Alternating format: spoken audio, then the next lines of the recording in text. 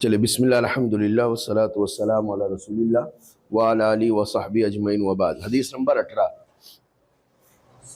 बराबर किताबुल क़ज़ाया का ये आखिरी हदीस बाकी थी। अन इब्न अब्बास रज़ियल्लाहु 18 नंबर हदीस।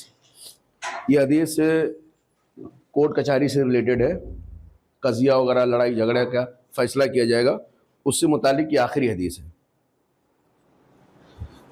हदीस के रावी हज़रत अब्दुल्लाह इब्न अब्बास रज़ियल्लाहु ताला अन्हु है, कहते हैं कि अन्ना नबी सल्लल्लाहु अलैहि वसल्लम क़ाला।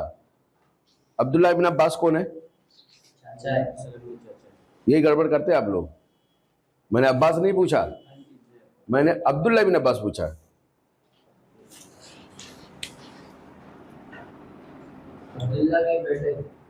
अब्दुल्ला बिन अब्बास कोई किसी, मैं अब्दुल्ला बिन अब्बास के बारे में पूछ रहा हूँ। आपका नाम क्या है? आपका नाम क्या है? आप उल्टा मार रहे हो। वसीम, वसीम ना? अब्बा का नाम वसीम बिन जी शेख हफीजुर रहमान। इसमें बाप कौन है? पहले ये जो देखिए यहां से स्टार्ट होता है, पहले यानी बेटा, फिर बाप, फिर दादा, फिर समझ में आ रहा है? तो ये बेटे हैं। और इब्नुल के माने होता है ना सन, सन माने बेटा, इब्नु माने क्या होता है? नहीं मालूम है? अच्छा अब याद रहेगा। और लड़की रहेगी तो बिंतुन, बिंतु माने लड़की। तो वसीम लड़के हैं हफीजुर रहमान के, अब्दुल्ला लड़के हैं, अब्दुल्ला लड़के हैं अब्बास के। और अब्बास कौन है? नबी सल्लल्लाहु अलैहि वसल्लम के चाचा। तो मैं अब्बास के बारे में नहीं पूछा, अब्दुल्ला बिन अब्बास के बारे में पूछा। तो अब्दुल्ला यानी अब्बास नाम नहीं आना चाहिए। किसका नाम? अब्दुल्ला। तो अब्दुल्ला कौन है? अब्दुल्ला बिन अब्बास कौन है? नबी सल्लल्लाहु अलैहि वसल्लम के भाई। कैसे भाई? चचेरे भाई। नबी सल्लल्लाहु अलैहि वसल्लम के चचा अब्बास रज़ियल्लाहु ताला अन्हु के बेटे हैं अब्दुल्ला, तो चचेरे भाई हुए। गोया ये अब्दुल्ला और अली दोनों हम पल्ला थे, बस फर्क ये दोनों के अब्बा का नाम अलग अलग था। अली बिन अबी तालिब, और उसके बाद फिर आगे आ जाएंगे तो यहाँ लिखेंगे बिन, क्या लिखेंगे? अब्दुल मुत्तलिब बिन अब्दुल मुत्तलिब। तो ये दोनों 3 नंबर पे आके मिल जा रहे हैं ना। तो 3 नंबर पे कौन है? दादा। 1 नंबर पे अपना आदमी होता, दूसरे नंबर पे अब्बा, और तीसरे नंबर पे दादा। तो ये दोनों अली रज़ियल्लाहु ताला अन्हु और अब्बा अब्दुल्ला रज़ियल्लाहु दोनों जाके अब्दुल मुत्तलिब पे मिल जाते हैं। मतलब ये दोनों चचेरे भाई हैं। और नबी सल्लल्लाहु अलैहि वसल्लम क्या थे? मोहम्मद सल्लल्लाहु अलैहि वसल्लम बिन अब्दुल्ला बिन अब्दुल मुत्तलिब। समझ में आया? तो ये तीनों के दादा एक सेम है ना, तभी तो तीनों भाई हुए चचेरे भाई। चचेरे भाई उसी को बोलते ना भाई, दादा तीनों के सेम है, अब्बा अलग अलग है। तो अगर ये अभी यहाँ एक दूसरा देते हैं, अगर एक और किसका ले सकते हैं?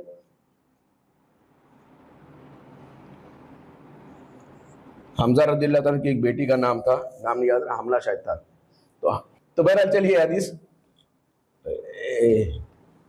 बड़ा हिफाजत से चलाते भाई।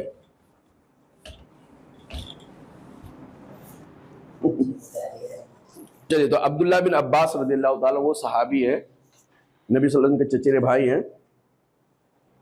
नबी सल्लल्लाहु अलैहि वसल्लम को इनसे बड़ी मोहब्बत थी। यही वो सहाबी है, बच्चे थे, चचेरे भाई हैं लेकिन बहुत बात के हैं, नबी सल्लल्लाहु अलैहि वसल्लम में से काफ़ी छोटे थे। ये वो बच्चे हैं जो कहते हैं कि अल्लाह के नबी सल्लल्लाहु अलैहि वसल्लम मुझे अपने सवारी पे पीछे बैठाया और मुझे नसीहत की, या गुलाम, ऐ प्यारे बच्चे, कुछ चीज़ें याद रखना। उसमें से बुनियादी चीज़ था कि याद रख, अगर अल्लाह ताला तुझे कोई नुकसान पहुंचाना नहीं चाहेगा, पूरी दुनिया मिल के भी तुझे नुकसान पहुंचाए तो नुकसान नहीं पहुंचा सकती, यह अकीदे की चीज़ है। और अगर पूरी दुनिया मिल करके तुझे कोई फ़ायदा पहुंचाना चाहे तो तुझे फ़ायदा उतना ही पहुंचा सकती है जितना तेरी तकदीर में लिखा हुआ है। यह मशहूर रिवायत है। तो अब्दुल्लाह बिन अब्बास रज़ियल्लाहु ताला हदीस करावी कहते हैं कि अच्छा, उसके बाद कौन बताएगा? रज़ियल्लाहु, क्या लिखा आगे? रज़ियल्लाहु अनहुमा। और 19 नंबर पे हदीस देखें, वहां पे क्या लिखा है? हेलो क्यों, दोनों में क्या फर्क है? अनहा लड़की अनु अमर बता ही देते हैं तो थोड़ा, वो काम की चीज है। कोई बताएगा? अरबी पढ़ते हैं ना, अरबी लैंग्वेज क्या है? अना अनुमा दानु ऐसे कैसे अब्दुल्ला बिन अब्बास रजी अल्लाह अनहुमा, यहाँ है उमर बिन क्या है भाई? खत्ताब रजी अल्लाह अनहु। चलिए रजी अल्लाह ताला अन्हु। फातिमा फातिमतु फातिमा रजी अल्लाह अन्हा। कितना सेंटेंस लिखा है? कितना लिखा है? इसमें मीम है कितना सेंटेंस लिखा है यार? तीन। तीनों में क्या फर्क है? मीम का नाम तो अलग है ही, लेकिन लास्ट वाला जो अंडरलाइन किया यहाँ पे है अनहुमा। क्या यहाँ पे है? अनहुमा। यहाँ पे क्या है? अनहु। यहाँ पे क्या है? अना। क्या फर्क है? ये हा माने लड़की। इंग्लिश आती है? इंग्लिश आती है ना? ग्रामर इंग्लिश आती है? क्या लिखा है? हर लड़की के लिए। फातिमा रज़ियल्लाहु अन्हा, अल्लाह राजी हो जाए अल्लाह ताला उनसे। किनसे? किनसे? फातिमा। तो अगर लड़की का नाम रहेगा तो अनहा रहेगा। समझ में आ रहा है? अगर एक लड़की रहेगा तो अनहा रहेगा, और अगर बहुत सारी औरतें हो गई, 5-6 औरतें हो गई, या 3 से ज्यादा हो गई, 3 हो गई, तो आएगा रज़ियल्लाहु अनहुन्ना। अनहुन्ना, हुन्ना माने देम, फीमेल, वो सारे। ये लड़की के लिए, एक लड़की के लिए, और ये बहुत सारी लड़कियों के लिए, 2 से ज्यादा, 3, 4, 5, 6, 7। अब आते हैं इस पे। ये एक आदमी के लिए है, एक मर्द के लिए, ये एक मर्द के लिए, और ये अनहुमा 2 मर्द के लिए। किसके लिए? 2 मर्द के लिए। अनहु एक मर्द के लिए, अनहा एक औरत के लिए, अनहुमा 2 लड़के के लिए, 2 लड़कियों के लिए भी ये सेम आता है, कुछ फर्क नहीं आता। तो ये 2 के लिए आता है, और अनहुन्ना 2 से ज्यादा औरतों के लिए आता है। एक मर्द के लिए हु, ये असल हु है। अन तो सब में, अन सब में ना, तो एक हु किसके लिए आता है? एक लड़के के लिए। हुमा कॉमन के लिए, कॉमन है, 2 लड़के और 2 लड़कियां। और हुन्ना किसके लिए आता है? 2 से ज्यादा लड़कियां। कुछ बचा? कुछ नहीं बचा। अनहा तो आ गया, अनहा एक लेडीज के लिए। कुछ और बचा आपको? एक लड़का, एक लड़की, 2 लड़का, 2 लड़की, और बहुत 3 लड़के या 3 लड़कियां, 3 से ज्यादा लड़कियां बचे। लड़के के लिए हाँ, बहुत सारे लड़के, बहुत सारे लड़के रहेगा तो अनहुम रहेगा। क्या रहेगा? याद रहेगा? अरे याद कर लो अभी यार, मेरे साथ पढ़ लो। चलो थोड़ा सा इसमें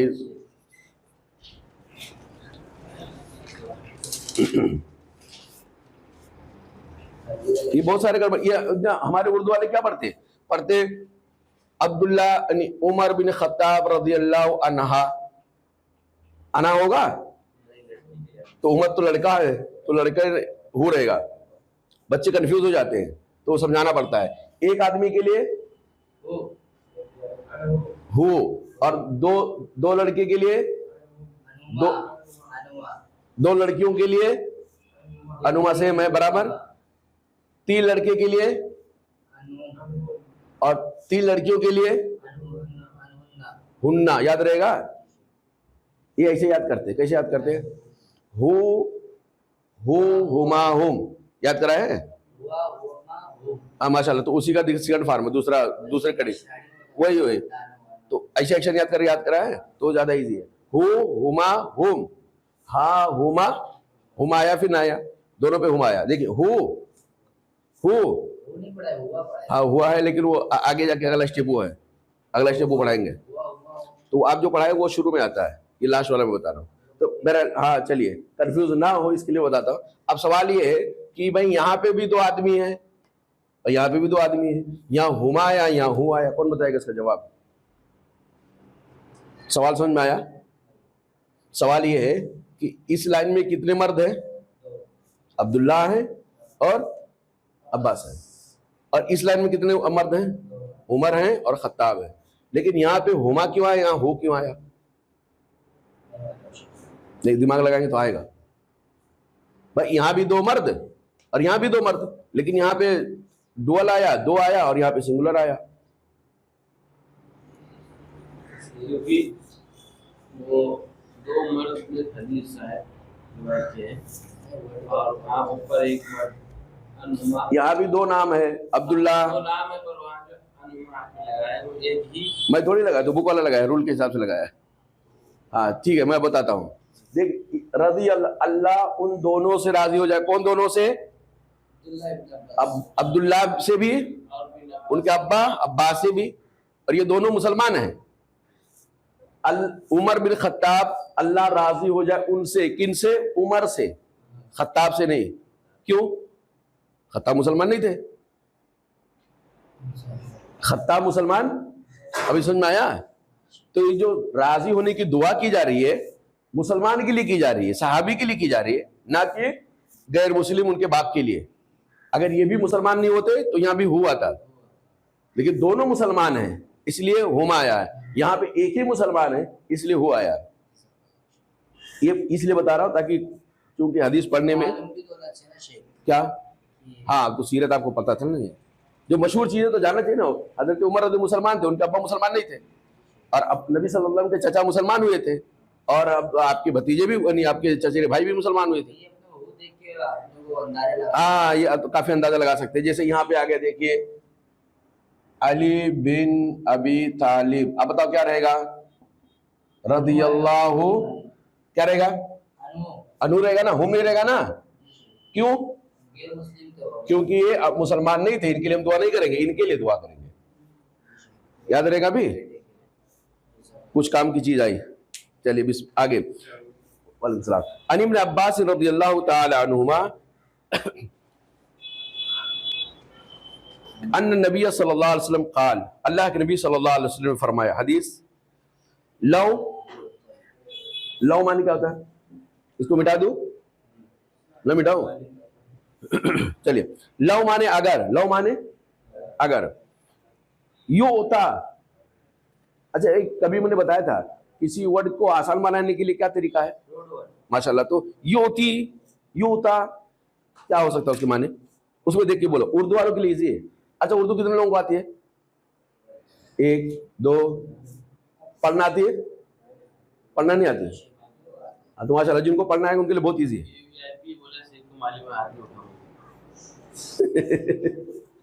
चलिए, यूं होता। अब नीचे देखें, लव अगर, नबी सल्लल्लाहु अलैहि वसल्लम ने इरशाद, बुक नहीं क्या, नबी सल्लल्लाहु अलैहि वसल्लम फरमाया, लव योतन नासु, योता माने उसी से आता है एक वर्ड अतिया। अतिया माने तोहफा, अता किया हुआ है। कहते अल्लाह ताला हमें जन्नत अता फरमा, अता माने दे दे। समझ में आ रहा है? तो अल्लाह के नबी सल्लल्लाहु अलैहि वसल्लम कहे, लव युता, अगर दिया जाए, अता किया जाए, अन्नासु लोगों को, अगर लोगों को दिया जाने लग जाए, क्या चीज?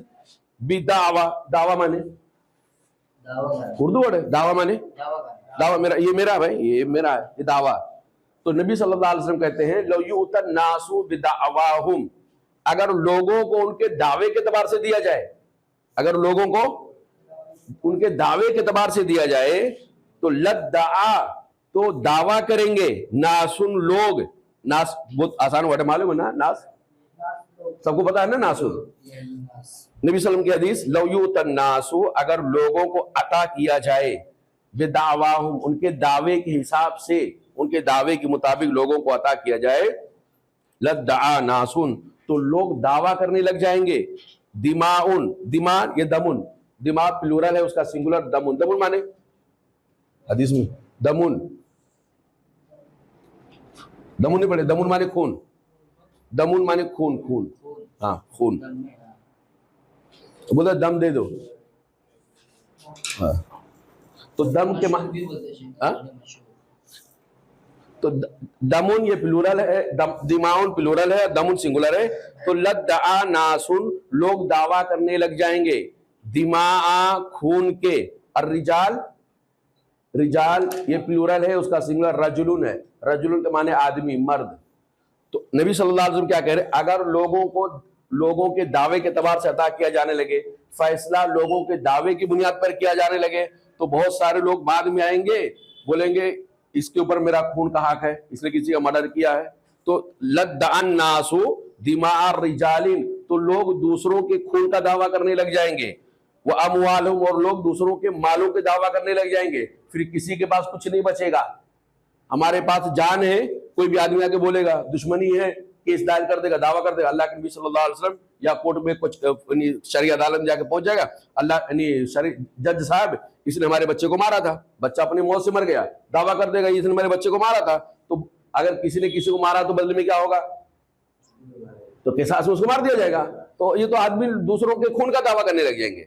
और जहां तक माल का, तो एक जमाना ऐसा आएगा बेईमानी का, आखिरत से गफलत का, कि हर आदमी दूसरे के माल पे दावा ठोक देगा। ये गाड़ी खड़ी है, ये गाड़ी मेरी है, चलो कोर्ट में हमने दावा किया। नबी सल्लल्लाहु अलैहि वसल्लम कहते हैं अगर दावे के एतबार से दे दिया जाए ना, तो क्या होगा, लोग दूसरों के खून का भी दावा करने लग जाएंगे। सबको किसासन मारना पड़ेगा, लोग दूसरों के माल का दावा करने लग जाएंगे, और ऐसी सूरत में एक दूसरे का माल सब हड़प कर जाएंगे।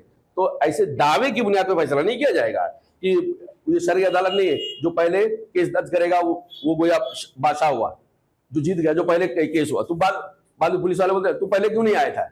और पहले बात का मसला नहीं है, यहाँ पे प्रूफ का मसला है, यहाँ पे सच्चाई का मामला है। तो नबी सल्लल्लाहु अलैहि वसल्लम की हदीस है, लो युतन्नासु, अगर अता किया जाने लगे लोगों को उनके दावे के एतबार से, लद्दा नासुन दिमा रिजालिन व अमवालहुम, तो लोग दूसरों के खून और उनके मालों पे दावा करने लग जाएंगे। फिर दावे के एतबार से नहीं दिया जाएगा, किसकी बुनियाद पर दिया जाएगा, फैसला तू पहले आया तो ठीक है तेरा है, तू बाद में आया तो तेरा नहीं, ऐसा नहीं होगा। दावे की बुनियाद पर नहीं, बल्कि नबी सल्लल्लाहु अलैहि वसल्लम की यहाँ एक टुकड़ा है, वलाकिन्नल यमीनु, लेकिन कसम है। फैसला कैसे किया जाएगा, कसम है अलल मुद्दा अलैहि, उस आदमी के जिम्मे जो जिसके खिलाफ दावा किया गया है। फैसला कैसे किया जाएगा, बहुत सारी हदीसें ताल्लुक से आ चुकी है। आखिरी हदीस है, फैसला कैसे किया जाएगा। आप केस कोर्ट में केस कर दिए, ये मेरा पेन है, तो आपने दावा किया ना, आपने दावा किया मेरा है, तो आपको क्या करना पड़ेगा, प्रूफ दो भाई, पेपर दिखाओ, गवाह लाओ, कुछ प्रूफ दो जिससे पता चल जाए कि आप यकीनन इसके मालिक है। तो आपको साबित करना पड़ेगा। लेकिन आप जीरो बड़ा सन्नाटा, आपके पास कुछ भी नहीं है, अब क्या करेगा जज, आपने दावा किया ये मेरा है, ये साहब ने चोरी कर लिया या इन्होंने छीन लिया, तो आपकी जिम्मेदारी, आपने दावा किया, मुद्दई है दावा करने वाले, तो आपको प्रूफ करना पड़ेगा, साबित करना पड़ेगा। नहीं साबित कर पाए तो अब इनके जिम्मे कसम खा लो। कसम अगर खा लेते हैं तो इनके कसम के बेस पे फैसला कर दिया जाएगा। अब वो फैसला इंसाफ पर मबनी हुआ कि नहीं हुआ, जो उसूल है शरीयत का फैसला करने का, जो उसूल है, जज साहब ने, हाकिम ने, काजी ने उस उसूल की पाबंदी किया। इत्तफाकन ये कि आपके पास प्रूफ नहीं, लेकिन आप सच्चे निकले, और इनके पास ये कसम खा लेंगे, लेकिन इनके पास ये सामान इनका नहीं है, फिर भी जज अगर इनको दे देता है तो जज के ऊपर कोई गुनाह नहीं होगा, क्योंकि उसने कानून को फॉलो किया, शरीयत के नुसूस को फॉलो किया, शरीयत के सिस्टम को फॉलो किया। गुनहगार कौन होगा, गुनहगार वो होगा कि जो जानबूझ करके दूसरे का माल हड़प कर लेता है, चाहे झूठा पेपर बना करके, चाहे झूठी कसम खा करके। समझ में आ रहा है, दोनों के पास पेपर है, उसको पेपर चाहिए नहीं, उसको क्या को पेपर चाहिए, दावा आपने किया ना, तो पेपर आपको दिखाना पड़ेगा। आपके पास भी पेपर नहीं, मेरे पास भी पेपर हमको पेपर दिखाना ही नहीं है, हमारे जिम्मे पेपर दिखाना नहीं है, हमारे जिम्मे आपने दावा किया है तो पेपर आपको दिखाना पड़ेगा। अगर अल्हम्दुलिल्लाह उनके पास पेपर है तो बहुत अच्छी बात है, तो कसम का एक अच्छा बदल हो सकता है। लेकिन अगर किसी के खिलाफ दावा किया गया तो उसके जिम्मे नहीं है कि वो पेपर दिखाए, जो दावा करेगा उसको सबूत देना पड़ेगा, और जिसके खिलाफ दावा किया जाएगा वो कसम खाएगा, इसलिए उनका मरहला बाद में आएगा। ठीक, क्लियर है ये हदीस? एक बार फिर से देखेंगे। क्या हुआ, डिस्टर्ब हो रहा क्या? इधर भी जगह खाली है, उधर भी जगह खाली है, उधर तो कुर्सी लेने की जरूरत नहीं मेरे हिसाब से आपका।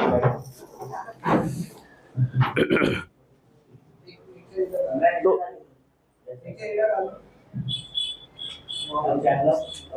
वो चेयर क्या हो, टूटी क्या?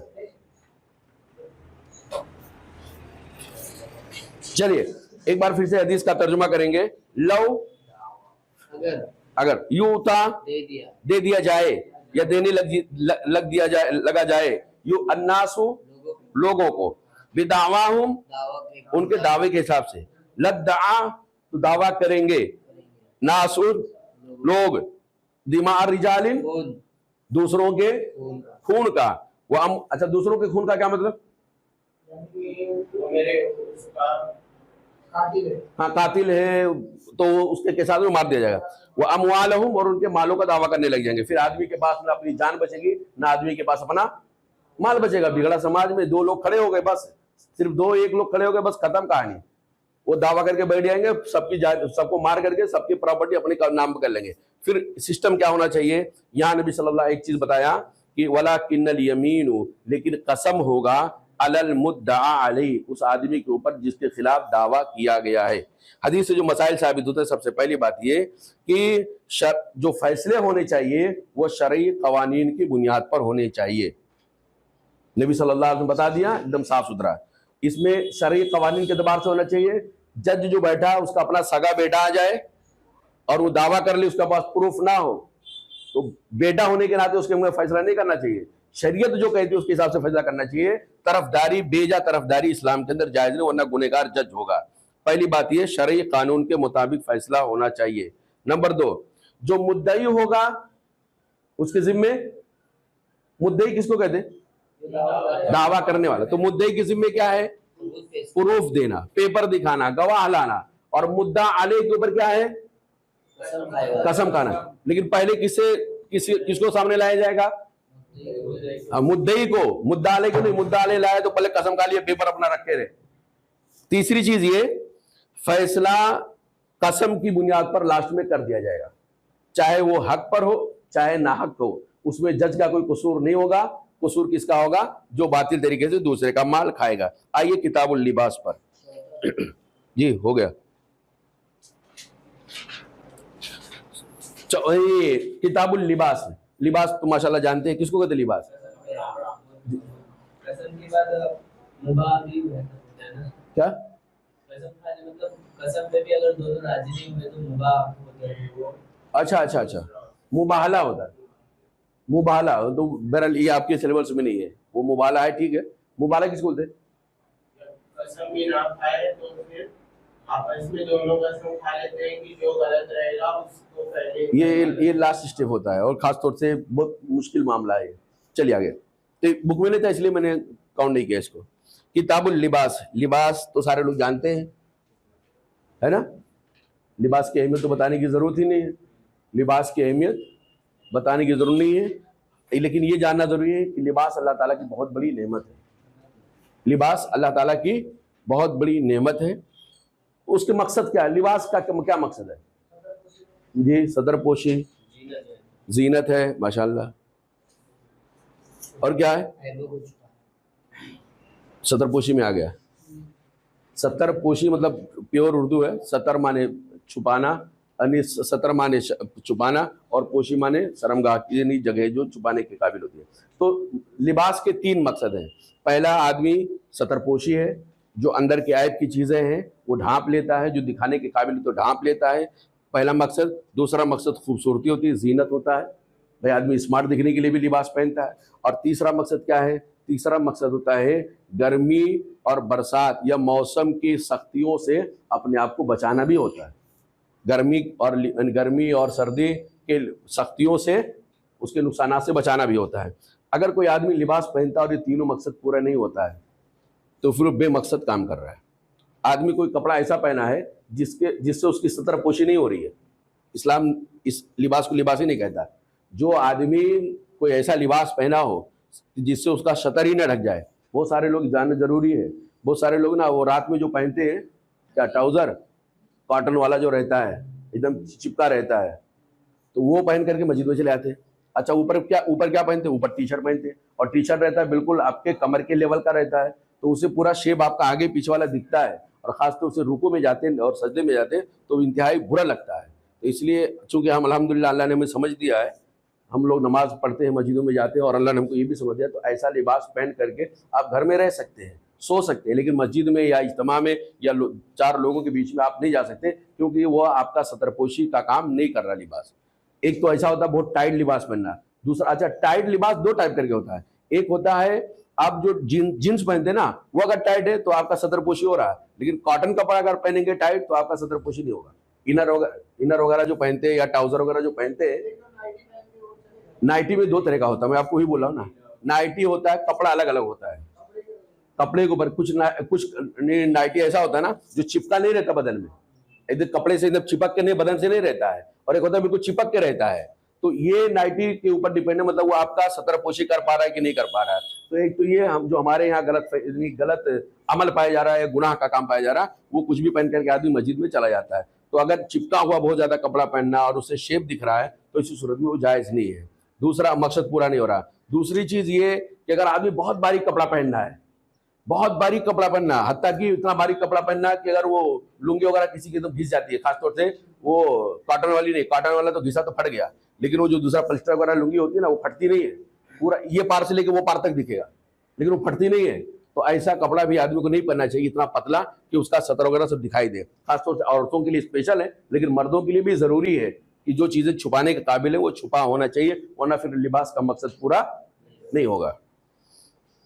और नबी सल्लल्लाहु अलैहि वसल्लम ने कहा कि हमने जहन्नम में जाने वाले दो लोगों को अभी तक नहीं देखा। उनमें एक औरत वो थी जो कासियातुन आरियातुन, लिबास पहनने के बावजूद भी नंगी होंगी, तो वही उसका माना है। दूसरा ये कि जीनत के लिए, यानी खूबसूरती के लिए आदमी जाता है तो दुकान पे, यानी ये ऐसी चीज नहीं जिसको बताया जाए कि कोई नहीं जानता है, नई चीज बताया जाए, कि जो लिबास होता है वो जीनत के लिए होता है। आदमी दुकान पे जाता है ना तो 50 थान उल्टवाता है, 50 टी शर्ट एक लेना है, 50 जींस उल्टवाता है, ये दो नहीं, ये दो, ये दो। इसका मतलब वो चाहता है थोड़ा खूबसूरती इख्तियार करने के लिए, जीनत इख्तियार करने, और इस्लाम ने हमको इसका हुक्म दिया है, इजाजत दिया है कि आप आदमी खूबसूरत है। ऐसा नहीं गंदा पंदा कपड़ा पहन करके, मैला कुचैला पहन करके आदमी रहता है, तो इस्लाम को ये चीज़ पसंद नहीं। इस्लाम खूबसूरत है और खूबसूरती को पसंद करता है। तो ये लिबास का दूसरा मकसद होता है खूबसूरती, और बिलाशुबा इसमें जायज़ है, लेकिन याद रखिएगा शरई हुदूद का लिहाज करना जरूरी है खूबसूरती के अंदर। ऐसा नहीं बहुत स्मार्ट दिख रहा है और मादे पतला है, ये पार से वो पार दिखता है बहुत खूबसूरत दिख रहा है, लेकिन ये पार से वो, तो आप खूबसूरती वाले को पूरा कर रहे हैं लेकिन सतरपोशी वाले को पूरा नहीं कर रहे, तो ये भी आपके सामने होनी चाहिए। और तीसरा, ये मौसम की तब्दीलियों से बचना और उससे फायदा उठाना। अब जो कोई कोट पहना है या स्वेटर वगैरह पहन के आते हैं अभी जैसे पहने, तो ये सिर्फ इसी सीजन में चलेगा, मई जून में ये नहीं पहन सकते हैं, तो ये अल्लाह ताला की बहुत बड़ी नेमत है। उसके बाद एक बहुत अहम तरीन चीज़ है, क्योंकि इस्लाम हमारा ना हर फील्ड का है, हर मैदान का है। ऐसा नहीं कि मस्जिद में इस्लाम है, बाजार में इस्लाम नहीं है, अकीदे में इस्लाम है, अमाल में इस्लाम नहीं है, यानी दोस्तों के साथ इस्लाम है लेकिन बीवी बच्चों के साथ इस्लाम नहीं। इस्लाम इंसान की जिंदगी के हर शोबे से मुताल्लिक है और हर जगह मुकम्मल रहनुमाई करता है। तो लिबास के जो अल्लाह ताला ने खास तौर से अपनी नेमत करार दिया कुरान में, हदीस कुदसी के अंदर अल्लाह ताला उसको नेमत करार दिया, तो उस नेमत को इस्तेमाल करने के आदाब भी बताए हैं। तो इस्लाम के यानी लिबास के इस्लामी आदाब का लिहाज करना बहुत ज़रूरी है। इंशाअल्लाह चंद हदीसें इस ताल्लुक से इस किताबुल लिबास के अंदर आ रही है। अच्छा, एक बहुत अहम चीज़ बताई देता हूँ, पता नहीं आगे आए कि ना आए, वो ये कि लिबास में कभी भी मुशाबिहत इख्तियार नहीं होनी चाहिए। लिबास ऐसा नहीं पहनना चाहिए जिसकी वजह से मुशाबिहत आए, यानी मेल फीमेल दिखे, फीमेल मेल दिखे, ये कभी नहीं होना चाहिए। इस्लामी लिबास में से एक बुनियादी अदब ये है कि आदमी कोई ऐसा कपड़ा ना पहने जिससे उसका जिन्स चेंज होने वाला दिखे। बहुत सारे लोग, लड़कियां तो आज तो उसे फैशन बन गया, लड़कियों का कपड़ा पसंद नहीं है और लड़कों को लड़कों वाला पसंद नहीं है, दोनों एक दूसरे को उल्टा पहनने चाहे वो इस्लामी आदाब जितने भी हो। तो ये एक अहम चीज थी। आगे आई हदीस पर, हदीस नंबर 19, अन उमर इब्न अल-खत्ताब रज़ियल्लाहु अन्हु क़ाल क़ाल रसूलुल्लाह सल्लल्लाहु अलैहि वसल्लम। उमर बिन खत्ताब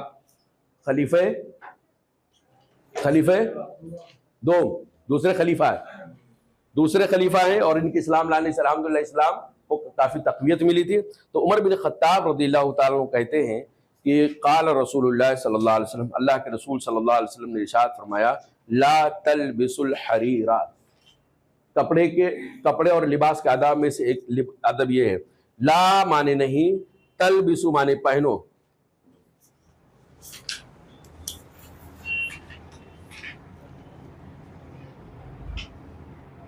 ला तलबिसु लिबास है ना, लिबास से बना है। ला तलबिसु तुम लोग मत पहनो, अल हरीर माने रेशम, अल हरीर माने रेशम जानते हैं, सिल्क एकदम मुलायम कपड़ा होता है, तो रेशम का कपड़ा तुम लोग मत पहनो, बहुत खूबसूरत होता है। कोई आदमी बोलेगा अरे मौलवी साहब देखो इस्लाम में ना लिबास के 3 मकासद में से एक मकसद है खूबसूरती इख्तियार करना, जीनत इख्तियार करना। तो रेशम से ज़्यादा खूबसूरत कौन सा कपड़ा होता है? तो रेशम हम पहन सकते नहीं। इस्लामी आदाब ये है कि अल्लाह के नबी सल्लल्लाहु अलैहि वसल्लम रेशम पहनने से मना किया है। ला तलबिसुल हरीरा, रेशम तुम लोग मत पहनो, लेकिन ये किसके लिए है? मर्दों के लिए। किसके लिए है? औरतों के लिए जायज़ है, मर्दों के लिए हराम है, औरतों के लिए जायज़ है। रेशम का लिबास पहनना औरतों की खासियत है दुनिया के अंदर, मुसलमान औरतें भी पहन सकती हैं, लेकिन मर्द हजरात के लिए ये चीज़ हराम है। दूसरी चीज़ ये, हाँ बिल्कुल है, यहाँ पे नहीं है, लेकिन ऐसा किसी आलिम, कोई आलिम निकाल नहीं सकता अपने हिसाब से।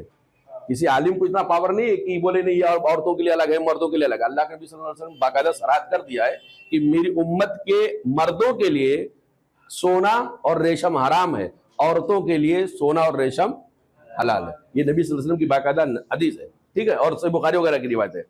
तो आप सल्लल्लाहु अलैहि वसल्लम ला तलबिसुल हरीर, तो तुम लोग हरीर का कपड़ा मत पहनो। तो ये किसके लिए है? मर्दों के, औरतों के लिए जायज। नंबर 2 भाई, फिर जब हमारे लिए हराम यानी हराम है तो अल्लाह ने बनाया क्यों? तो पहली बात तो औरतों के लिए बनाया, दूसरा ये आजमाइश है, दूसरा हमारे लिए क्या है? क्या आजमाइश है? अच्छा लग रहा है यार, अच्छा लग रहा है, लेते हैं, दिल तो चाहता लपक जाऊं, लेकिन नहीं, रुक जाने का अल्लाह ने रोका। ये तो आजमाइश है ना। सब्र का भी इम्तिहान होता है, ये सब्र का इम्तिहान है।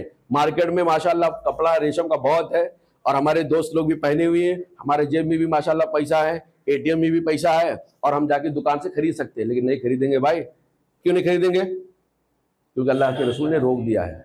अच्छा, अल्लाह के रसूल ने रोका कि उसकी वजह देखिए, ये आजमाइश बहुत बड़ी आजमाइश है, ये आसान आजमाइश नहीं है। कहते हैं अच्छा ये जो मर्दों के लिए लिबास पहना ये छोटा मोटा गुनाह नहीं है, क्या है? गुनाह कबीरा है। ऐसा नहीं कि आप रेशम का कपड़ा पहन नमाज पढ़ लो तो गुनाह माफ हो जाएगा, गुनाह कबीरा है। आपको पहले उसको स्टॉप करना पड़ेगा, रेशम का लिबास उतार के फेंकना पड़ेगा, फिर अल्लाह ताला स्पेशल आपको उस गुनाह का नाम लेके तौबा करना पड़ेगा। अल्लाह रेशम का कपड़ा पहना था, तूने मना किया था, गुनाह कबीरा था, अल्लाह ताला मैंने तेरी नफरमानी किया, मैं तौबा करता हूँ, उठा के फेंक देता हूँ, अब नहीं पहनूंगा। तो ये गुनाह कबीरा है। कैसे गुनाह कबीरा? गुनाह कबीरा का मैंने बताया था, कैसे पता चलेगा गुनाह कबीरा गुनाह सगीरा? ना करने नहीं हुक्म ने वईद सुनाया हो, लानत भेजा हो, जहन्नम की वईद हो, या जन्नत से महरूमी का नबी सल्लल्लाहु अलैहि वसल्लम सब बता दे कि आगे अल्लाह का रसूल उसकी वजह बता रहे हैं, और वजह भी बता रहे हैं और जो पहनता उसकी सजा भी बता रहे हैं। क्या कहते हैं? फ़इन्नहु मन लबिसा, फ़इन्नहु क्योंकि बेशक, मन जो आदमी, मन माने जो आदमी, लबिसहु उसको पहनेगा, लबिसहु उसको पहनेगा, फिर दुनिया जो आदमी दुनिया में पहनेगा इसको, किसको? रेशम को, लम यलबसहु वो नहीं पहन पाएगा, लम माने नहीं, यलबस माने पहन पाएगा, हु माने उसको, वो नहीं पहन पाएगा, फिल आखिरती आखिरत में। तो गोया ये वईद है, सख्त वईद है ना, कि आदमी अगर दुनिया में पहनेगा तो आखिरत में रेशम से महरूम हो जाएगा। और जाहिर सी बात है, कोई जन्नत में अगर कोई आदमी गया, अच्छा ऐसा आदमी सोचता होगा ठीक है यार रेशम यहाँ पहन लेते हैं, जन्नत में नहीं पाएंगे कोई बात नहीं, लेकिन जन्नत की नेमतें तो मिलेंगी। मेरे भाई ऐसी जब हदीस आती है ना कि जो आदमी दुनिया के अंदर रेशम पहनेगा तो वो आखिरत में रेशम नहीं पहन पाएगा, इसका ये मतलब नहीं होता कि जन्नत में जाएगा सिर्फ रेशम नहीं मिलेगा बाकी सारी नेमतें मिल जाएंगी। ऐसी हदीसों का मतलब होता है कि आदमी जन्नत में नहीं जाएगा, ये गुनाह कबीरा है। जन्नत में ऐसा आदमी नहीं जाएगा। ऐसा नहीं गया तो सिर्फ रेशम नहीं पाया, बाकी सारी चीजें अल्लाह का दीदार हो गया, अल्लाह ताला की नेमतें आ गई, शराब और दूध और शहद की नहरें मिल गई, सिर्फ रेशम नहीं। ऐसा हो ही नहीं सकता है। जन्नत में हर नेमत हर जन्नती को मिलने वाली है। इसलिए अगर किसी नेमत से इंसान को महरूम किया जा रहा हो किसी गुनाह की वजह से, इसका मतलब ये कि गुनाह कबीरा है, आदमी को उससे तौबा करना चाहिए। तो फ़इन्नहु मन लबिसहु, क्योंकि जो आदमी लबिस उसको पहनेगा फिर दुनिया के अंदर, लम यलबसहु फिल आखिरती, वो आखिरत में उसको नहीं पाएगा, यानी आखिरत में उससे महरूम रहेगा, यानी वो जन्नत से महरूम हो जाएगा। उसके बाद दूसरी हदीस है। अच्छा, इसमें जो मसाइल बयान किए, सबसे पहला मतलब मर्दों को रेशम का लिबास ज़िब्तन करना ममनू है, मर्दों के लिए जायज़ नहीं है। इसी जिसने दुनिया में रेशम पहना वो आखिरत में उस नेमत से महरूम हो जाएगा, मतलब वो जन्नत से महरूम हो जाएगा। गुनाह कबीरा की दलील है। हदीस नंबर 20 है। अन हुज़ैफ़ा बिन यमान रज़ियल्लाहु ताला अन्हु क़ाल, हुज़ैफ़ा बिन यमान रज़ियल्लाहु ताला अन्हु कहते हैं कि समिअतु रसूलुल्लाह सल्लल्लाहु अलैहि वसल्लम, मैंने अल्लाह के रसूल सल्लल्लाहु अलैहि वसल्लम से सुना। ये हदीस सिर्फ हदीस ही है, लेकिन इस हदीस को सहाबी ने कब बयान किया? कौन से सहाबी है? हुज़ैफ़ा। ये कब उन्होंने बयान किया? इसी हदीस में अगर आप बुखारी वगैरह पढ़ेंगे ना तो आपको डिटेल मिल जाएगी, क्योंकि आखिरी वाला हिस्सा यहाँ कोट किया गया, ऊपर वाला वाकया नहीं कोट किया गया। क्योंकि ऊपर वाला कोट, ऊपर वाली जो हदीस यानी जो टुकड़ा है ना, वो हदीस नहीं, वो वाकया है। हुआ ये था कि ताबई कहते हैं इब्न अबी लैला कि हुज़ैफ़ा बिन यमान रज़ियल्लाहु ताला, ताबई कहते हैं कि हुज़ैफ़ा बिन यमान रज़ियल्लाहु ताला जो सहाबी है उनके साथ हम लोग बैठे थे, तो हज़रत हुज़ैफ़ा बिन यमान रज़ियल्लाहु ताला पानी मांगा। क्या मांगा? पानी मांगा। तो एक ही मजूसी था, मजूसी जो अपने कौम का सर, अब मजूसी किसको कहेंगे? जो आग की पूजा करता है ना, मुसलमान नहीं, मजूसी आग का पूजा नहीं। तो वो एक गिलास में या एक प्याले में हजरत हुज़ैफ़ा रज़ियल्लाहु ताला को लाके पानी दिया। वो अपने कौम का सरदार था। और ये कहाँ का वाक़या? मदीना का नहीं, ये कहाँ का? मदाइन का है।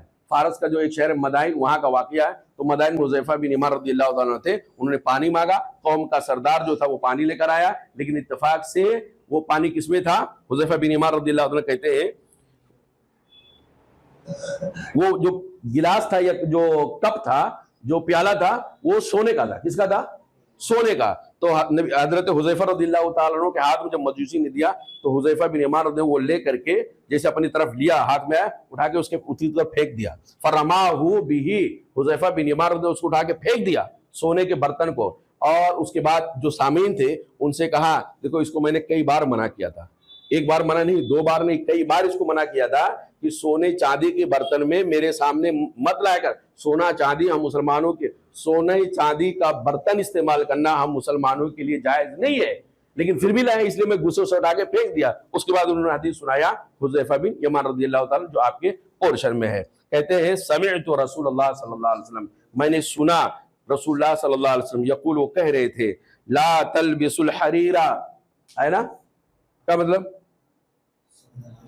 ला तलबिसुल हरीरा सीखा गया जी। ला तलबिसुल हरीरा, रेशम का कपड़ा तुम लोग मत पहनो। वलद दीबाजा, और ना ही दीबाज पहनो। वलल, अच्छा दो ही आया। रेशम जैसे होता ना, यानी एक चीज, एक नाम होता है उसके कई क्वालिटी, जैसे अंगूर हो गया, सेब हो गया। तो अब सेब के अलग अलग क्वालिटी है, इलाके के एतबार से उसका जायका अलग होता है। केला हो गया, केले के भी अलग अलग क्वालिटी। तो ऐसे ही रेशम के बहुत सारे क्वालिटीज होते हैं, बहुत सारी उसकी किस्में होती हैं। तो रेशम तो नॉर्मल हो गया, चाहे आला क्वालिटी का हो चाहे थर्ड क्वालिटी का हो, वो रेशम ही कहलाएगा। लेकिन दीबाज जो है ना, रेशम में से सबसे महंगा, सबसे आला किस्म का, हाई क्वालिटी का कपड़ा होता है। रेशम ही का होता है, लेकिन हाई क्वालिटी का होता है और मोटा होता है थोड़ा सा, दीबाज जिसको कहा जाता है। आगे दिया वो दीबाज। नबी सल्लल्लाहु अलैहि वसल्लम का तलबिसुल हरीरा, रेशम मत पहनो। वाला दीबाज, स्पेशल दीबाज मत पहनो, मोटा रेशम महंगा होता है और बहुत खूबसूरत दिखता है, वो भी मत पहनो। वाला तशरबू फी आनियति ज़हबी, वा माने और ला माने नहीं, तशरबू माने पियो, फी आनियतुल माने बर्तन, आनियतुल माने बर्तन, और अद्धा माने सोना, वल्फिज़्ज़तु माने चांदी, सोने चांदी के बर्तन में ना पियो। बस इसका दूसरा माना है मत खाओ भी उसके अंदर शामिल है। सोने चांदी के बर्तन में ना खाओ न पियो। वला ताकुलू फी सियाफिया, और उसके प्लेट में ना, देखो कुलू का लफ्ज आगे दूसरे टुकड़े में आ रहा है। वला शिकागे। चलिए इंशाल्लाह इसी हदीस पे बाद में गुफ्तगू करेंगे। जज़ाकल्लाह खैर।